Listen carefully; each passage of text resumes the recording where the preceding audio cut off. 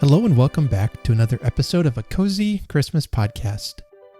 My name is Art, and I think I've finally digested all of my Thanksgiving turkey. I'm not sure, but I think it's gone. We had an early Thanksgiving this year, so we're in this kind of a weird week, post-Thanksgiving, but still pre-December. But I hope you're getting opportunities to get out, enjoy some Christmas lights, put up some more decorations, begin cooking food, testing foods out, eating food, drinking your weight in eggnog. Although maybe we shouldn't be doing that anymore. I don't know. I'd have to talk to my doctor about that. I already know. He said no. Okay. Anyway, here I am feeling a bit wound up and a bit excited about this week. I've got 2 episodes coming out this week. Today's conversation is with a new children's author named Richard Wagner, and he has written a charming and sweet Christmas story called Needles, the Forgotten Christmas Tree. Now, I mentioned this book in a previous episode, and so this week it's Children's Lit Week here on the podcast. If you have a children's story you'd like to share or recommend, let me know. Also, one quick announcement. I am collecting some Christmas memories and traditions from you, my listeners. If you have any, please write to me at cozychristmaspodcast@gmail.com. And I want to feature those in an upcoming episode or several upcoming episodes. All right, so today I have an interview with Richard Wagner, author of Needles, the Forgotten Christmas Tree.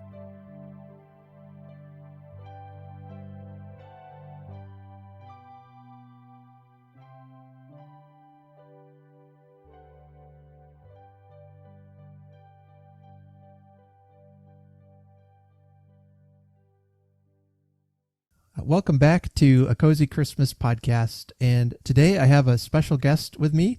His name is Richard Wagner, and he has just written and published a book called Needles, the Forgotten Christmas Tree. It's a delightful children's story illustrated by Sydni Kruger with beautiful illustrations, and it's a heartwarming story. And it's one I think if you have children in your life, and even some of us grown-ups, this will be a story that you will enjoy. So, Rich, welcome to the Cozy Christmas Podcast. Thank you, Art. Appreciate it.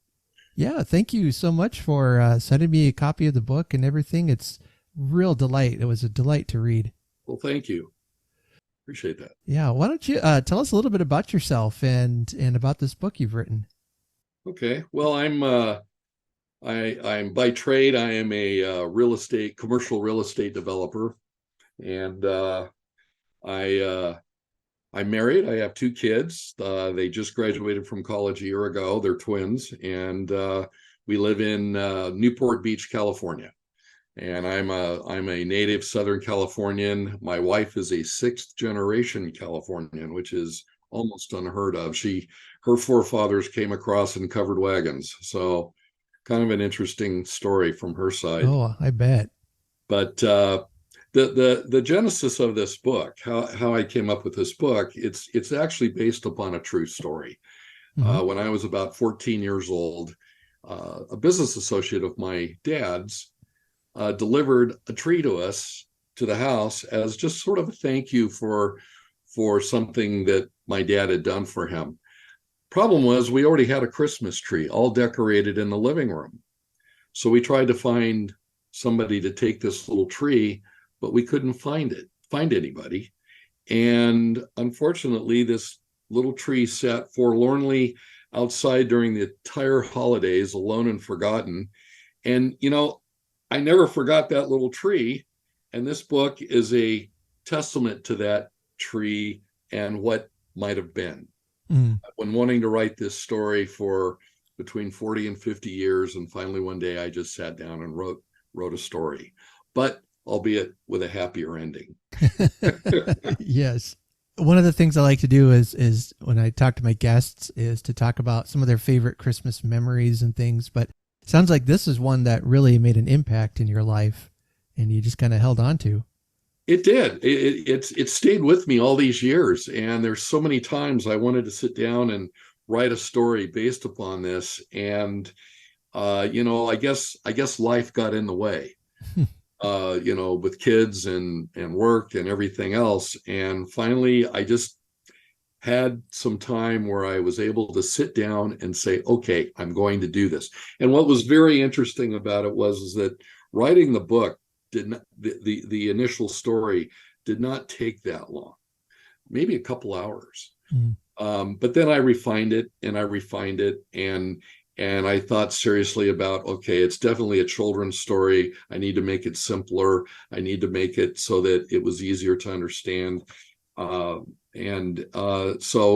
that's kind of how it happened. I've been asked what was the most surprising thing that came out of writing the book, and it was that the ultimate lesson from the book is that we all have to persevere through the adversities of life and to never give up. That concept was not preconceived. It just sort of happened as I was writing the book, and at some point it was sitting there staring at me in the face, and I went, wow, I actually have a message with this book that is a pretty good message for young readers. And that's how that happened. And then, of course, finding a good illustrator was another part of it, and that turned out to be probably the hardest part, because I probably went through 20 to 25 illustrators before I found Sydni Kruger. And I didn't want a cartoon tree. I wanted a nice tree that, okay, when the tree's happy, the branches are up. When the tree's sad, the branches kind of droop. I wanted to be a little bit more of an elegant look. And I think we got that.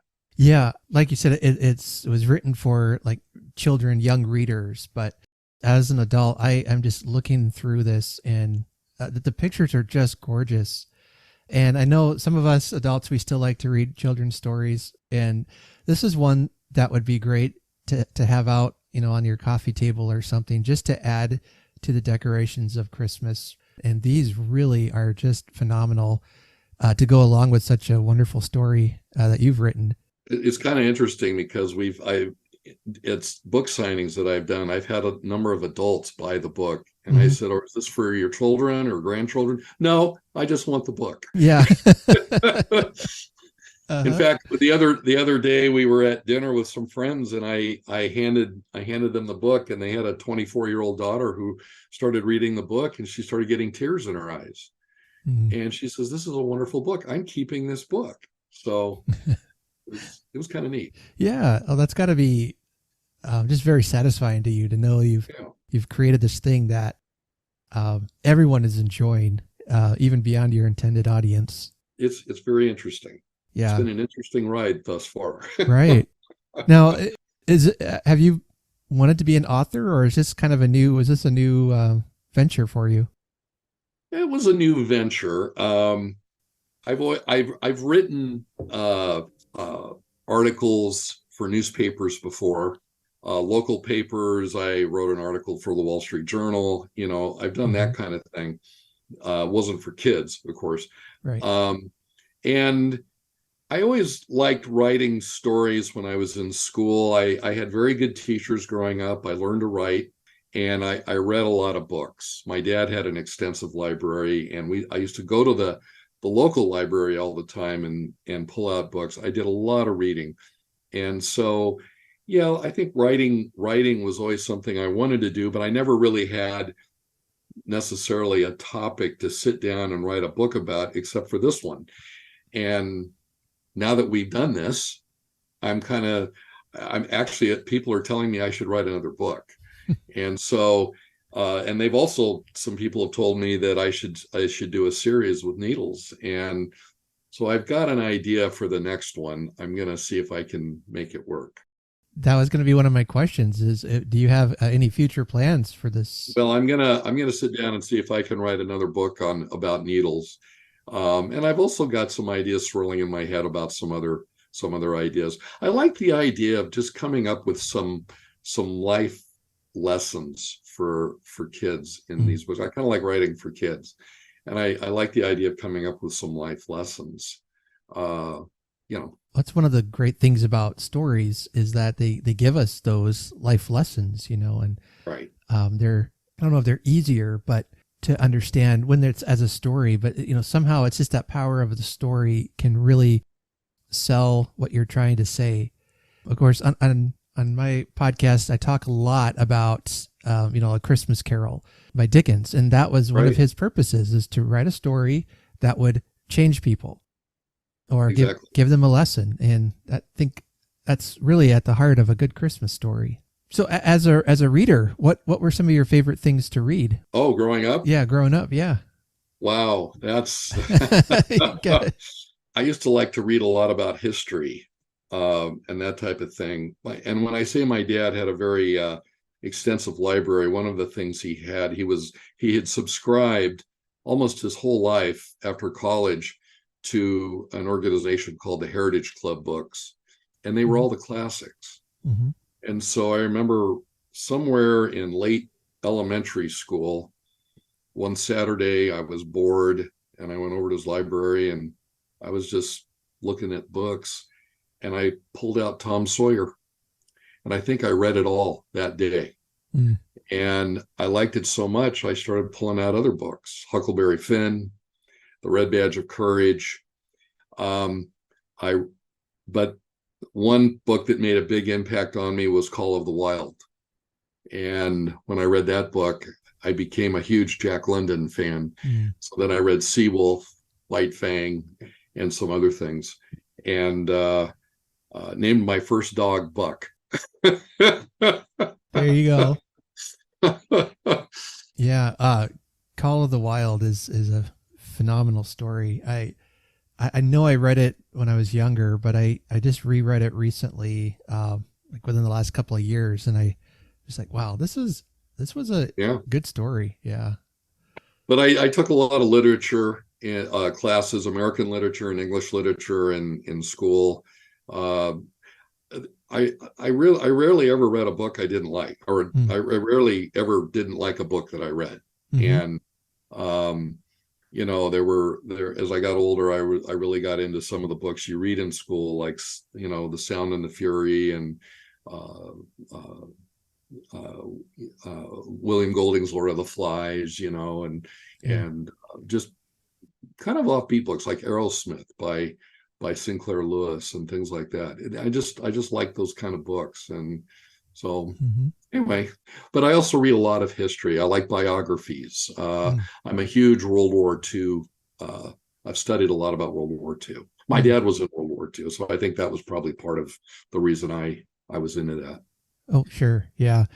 Well, and I think it's like a requirement for a dad to be interested in World War II history or something. Yeah. Yeah, we just went to Normandy. Wow. We just spent several days at Normandy, going all over, seeing everything, the museums. Really amazing. That's a trip I hope to make someday myself. Yeah. That was a bucket list item. Yeah. Definitely.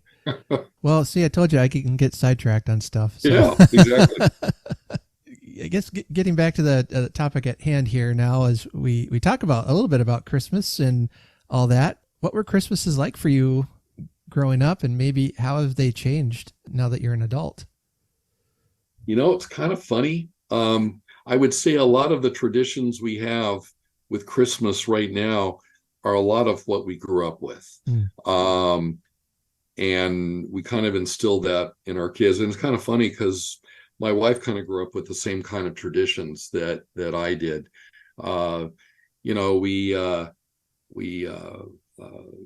We like to go to a midnight service on Christmas Eve. Before that, we go to dinner at my sister's house. It's a tradition that we've been doing for 20 some years or more. Christmas morning, we get up and my wife makes quiche and Kringles and all these neat things that we have to eat. We get champagne and eggnog, and we sit and we open presents, and we go one at a time, and it usually takes 4 hours. And we just sit there for a long time, and it's a family experience. It's just the four of us, and we just sit there and it's really a really nice family experience what we do. And then we do dinner, and sometimes we have guests, family over. Sometimes it's just us. Depends. Mm-hmm. And that's kind of our thing. I would say that some of the other things we do is growing up, we always had certain movies that we like to watch, like The Bishop's Wife. The kids liked Polar Express. They liked Narnia, The Lion, the Witch, and the Wardrobe. Holiday Inn was always a fun one to watch. And then every year for the last, since the kids were probably 5 years old or so, we started off for several years going to see the Nutcracker. And then we switched over because we had here in Orange County a playhouse that does just an unbelievable, excellent play with essentially movie stars. And it's a Christmas Carol. Mm. It's really, really good. And we've probably been doing that now for, 15, 16, 17 years. And it's something the kids want to do every year, something we want to do every year. And then my wife and I like to go see the Messiah at the Performing Arts Center every year and hear that. The music, Handel's Messiah.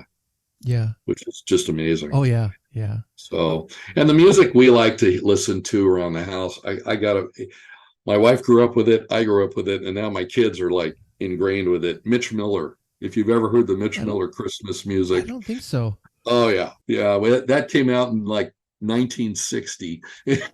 And they're still out. You can still buy it. We also like the classics. We have classic albums for Christmas with Bing Crosby and Dean Martin, Pavarotti. Sure. The Norman Luboff Choir, the Mormon Tabernacle Choir. I mean, we listen to that kind of thing. So, anyway, that's kind of some of the things we do. Sure. Yeah, I'll have to check out that Mitch Miller album. Yeah, Mitch Miller. That was a classic. I mean, some of your traditions sound like a lot of what we do. You know, we really just make it a point to make Christmas morning to be as stress-free as possible. You know, right? We're not in a hurry to get into the presents, which as my kids get older, they're a little more okay with that. Yeah. Early on, no. I know. Yeah. Yeah. The week before Christmas when they were little, man, they're just like, I got on. The last few years, we just really tried to take it easy and enjoy the day and enjoy each other because, well, as you know, my oldest is in college. My second oldest is just done with high school now, and he's looking at doing what he's going to do next. My daughter just started high school this year, and my kids are growing up, and we know that 5 years from now they could be out on their own or with families of their own, that kind of thing. So, those times are so precious for sure. But yeah, my kids were really enjoyed. You mentioned the Polar Express; they loved that film as well. Yeah.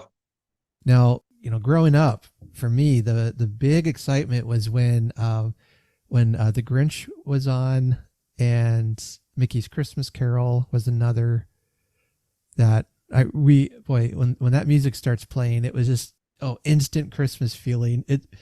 Christmas is tomorrow or something. I'm almost certain they were playing it on Christmas Eve or pretty close. Well, and then remember Rudolph the Red-Nosed Reindeer. Yeah, that one too. I remember the first time that aired. I was there.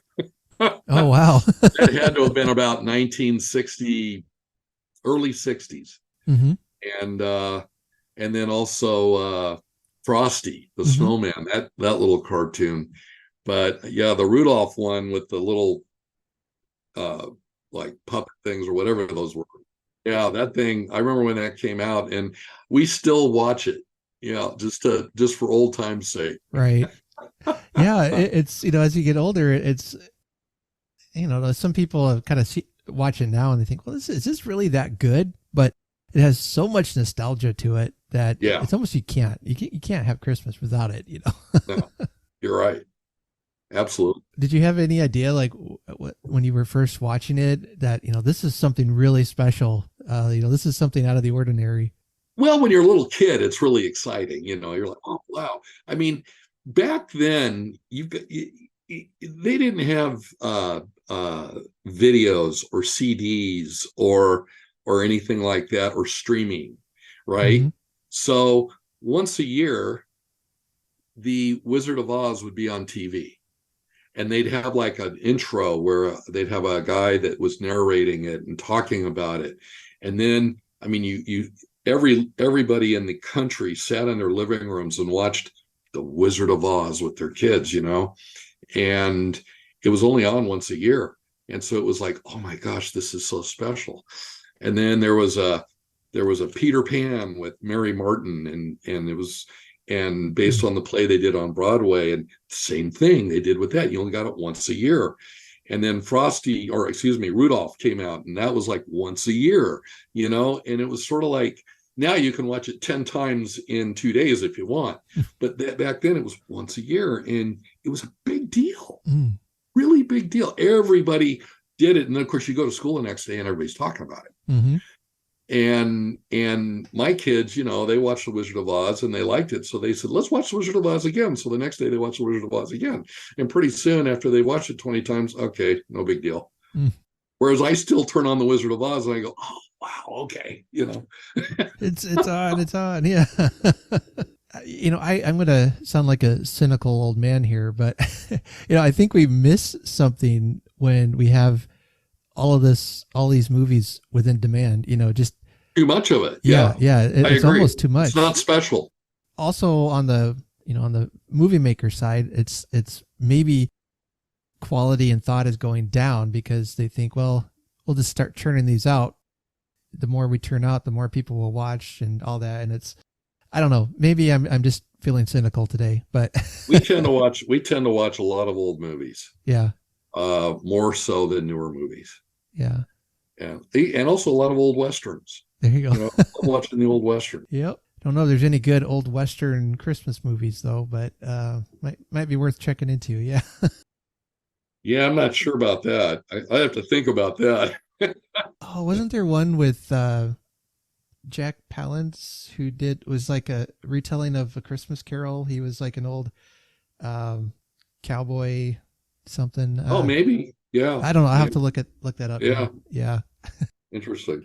Yeah, he was like a landowner in the Old West, and he was a real mean-spirited cowboy and all that. So yeah, I'll have to think about that one.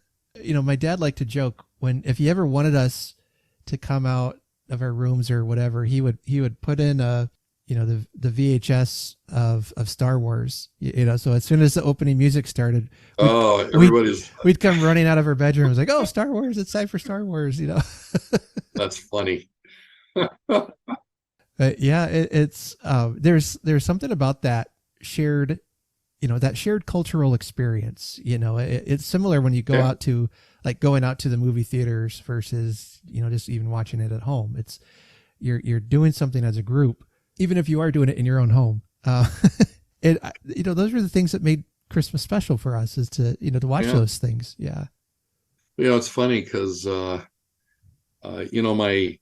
my kids like their own music and they like some of the newer music. But they grew up listening to my music and my wife's music, which is primarily 60s, 70s, and 80s, probably. Mm-hmm. And so we went to a Billy Joel concert. Our daughter took us to a Billy Joel concert, and she sang every word of every song. Nice. And I was blown away. I don't even know that. She knew all the words, and I'm like, wow, that's pretty amazing. Some of the old stuff, they really got into it. Right. Yeah. The other day, my daughter was mentioning something about an old Christmas song, and it was a song that came out in like the 90s. She's like, this really old Christmas song, I'm like, hey, that's not, not that old. Yeah. It's funny.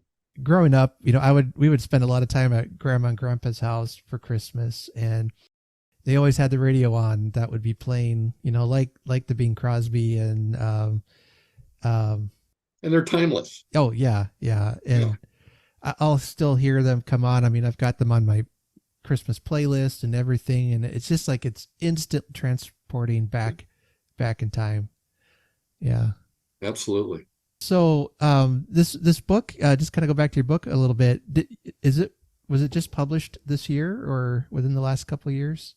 It was published towards the end of 2022. Okay. So we never really got a really good seasonal effort out of it, because by the time the printing was done, it was pretty late in the season. Mm-hmm. So we realized that we needed to start making a push this year, during the holiday season with the book. And being seasonal, I think it's going to take 3 or 4 years of doing some of this to really get the book out there. I mean, it is a book you can read year round. It's not necessarily just a Christmas book, but I think that people tend to look at the title and will think, well, it's a Christmas book. Yeah. Which it really kind of is, but there's messages in there that are timeless. Oh yeah. Yeah. Well, I mean, I do a Christmas podcast, and I actually do it year round, not as frequent, during the off season, and there are people who listen and they love having it there to listen to. And, right. I just meet so many interesting people that create stuff around Christmas that I can't get it all done in November and December. I got to spread it out. But then it's that idea too. It is a timeless message, and but especially this time of year is when people will be looking for that kind of thing. And I hope that more and more people will find the story. It's a good one. I wish my kids were young enough I could read to, so I might have to take it down to the local library and read to them or something. But yeah, tell us a little. What's the plot, the summary here of your story? Well, Needles the Forgotten Christmas Tree it's a heartwarming story that has several messages to young readers. First and foremost, it ends up being about persevering through adversity and never giving up. The adversity comes in several forms, such as being a scraggly tree, being criticized by bigger and more beautiful trees, of nobody wanting needles at the Christmas tree lot, of feeling lonely and forgotten. It morphs into a story of a relationship between Needles and a young handicapped girl, two entities with equally difficult challenges. And the additional final lesson is that an infirmed, handicapped, or otherwise challenged individual, and tree in this case, has hopes, dreams, and desires just like anyone else. They are to be respected as any other individual. And for the little girl, Needles was perfect. And for Needles, the little girl was perfect. And they both ended up giving everything they had to give to each other. And with that, they would together share the joy of Christmas. Now, were you inspired by anyone in your real life as far as like the little girl goes? No, it just sort of happened as I was writing. I didn't, it was, again, this was not preconceived, but I realized in a certain sense, Needles was sort of challenged. Mm-hmm. And he's going through his Christmas tree life, trying to deal with all of the adversities, but keeps saying, I'm not going to give up. I'm not going to give up. And little Emily in the book, she has her adversities that she's dealing with. And she just so much wants to have a Christmas tree. And she sees Needles on the side of the road with a sign that says free Christmas tree. And it just yells for her mother to stop the car. Mm. And that's kind of how she thinks this is the most beautiful tree she's ever seen. Mm. And that's how it sort of goes from there. That wasn't preconceived, but it all of a sudden, as I was writing, it seemed to work. Mm-hmm. Well, the message, never giving up. Right. It's the world is not always a perfect place. And, you got this scraggly little tree who endures all these taunts and criticisms and setbacks. trying to realize his goal of becoming a beautiful Christmas tree. And it's just a story of hopes, dreams, desires, determination, and never giving up. And it also, I think, offers an observation that what others think is beautiful may not really matter. It is in the eye of the beholder. I mean, it's like how, I can find something beautiful or well done, and somebody else is like, that's not really my thing. Exactly. Yeah. It's that, what is it they say? Beauty is subjective. Is that, it really depends. Yeah. I like that there's, there's good representation in that, the people, kids especially. I mean, I don't know about what you see, but I see kids really struggling with a lot of things. I think, especially since the pandemic and stuff, it's just, it's been a hard few years for them. And I remember my daughter going back to school once this was all more or less done. And it was really hard. It was really hard for her to do that. And just a lot of challenges they're facing. And that's, I love the positivity of this story, that yes, life is hard, but don't ever give up. It's worth not giving up. A really good and powerful message for Christmas time. Well, for any time, really. No, I agree.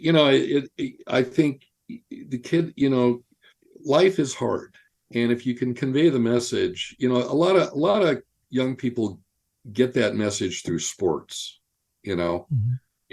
persevering, not winning, losing, struggling, but persevering to keep going and try to overcome that and win.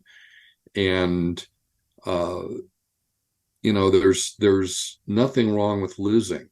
If anything, it teaches you, things, but it also teaches you that life isn't always perfect. Life isn't always going to go the way you want it to go. Let me tell you. Yeah. And, as a older adult, you realize all of the things that happen in your life. In a sense, a lot of the things that you wish you hadn't had to go through were really sort of a rite of passage of getting through life and realizing what's really important. And learning how to deal with adversity helps you later on, because as an adult, you run into it as well. Mm-hmm. So if you can start learning how to deal with it as a child, it helps you later in life.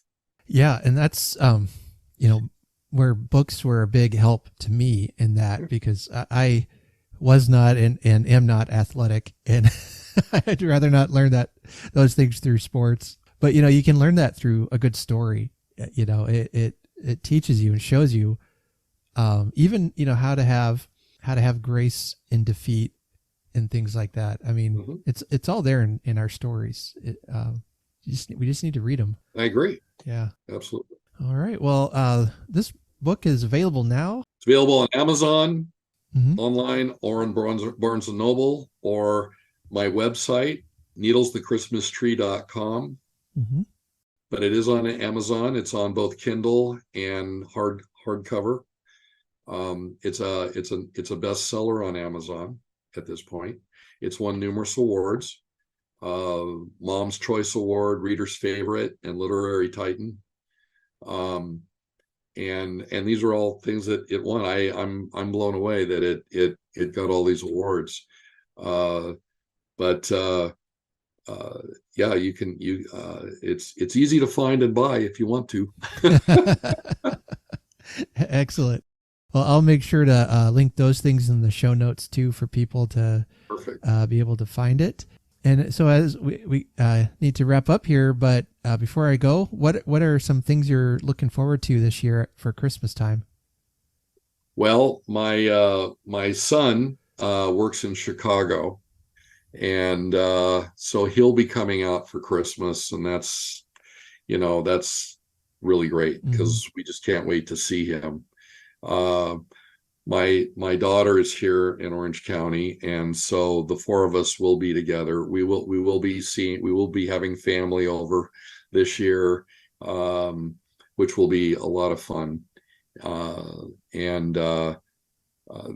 the biggest thing is just having the family together. That really is. I mean, that's the thing we really can't wait for him to get home and be able to all of us be together. Yep. Those times are precious. Yeah. Yeah. All right. Well, thank you so much for coming on. Well, thank you. I really appreciate it. This has been fun. Oh, absolutely. Well, and you and your family, I hope you have a Merry Christmas. Same to you. I wish you all the best. Thank you.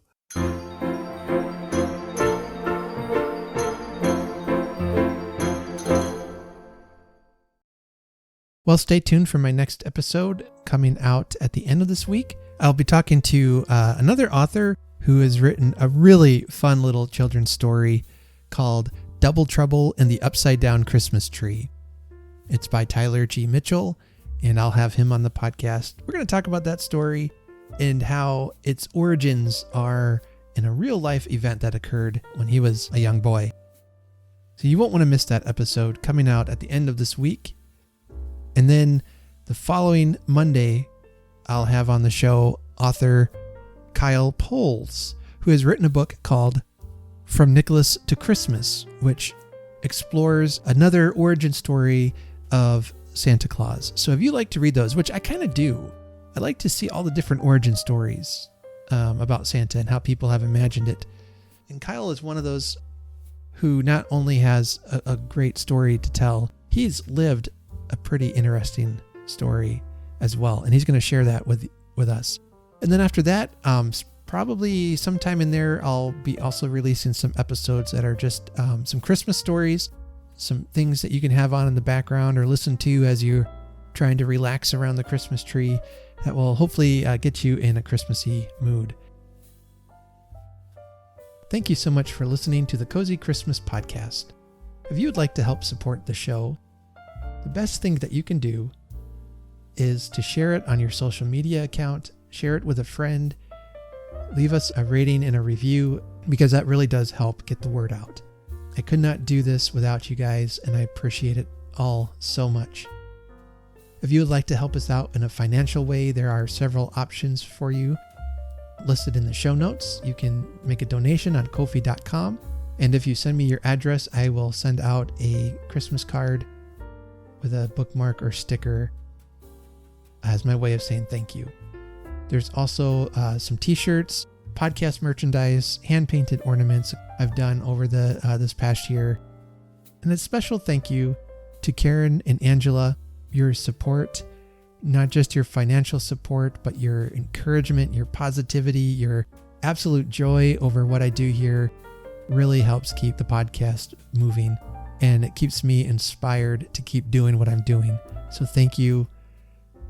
And others who have given so generously this past year, thank you. And until next time, let's remember to honor Christmas in our hearts and try to keep it all the year. Have a very Merry Christmas.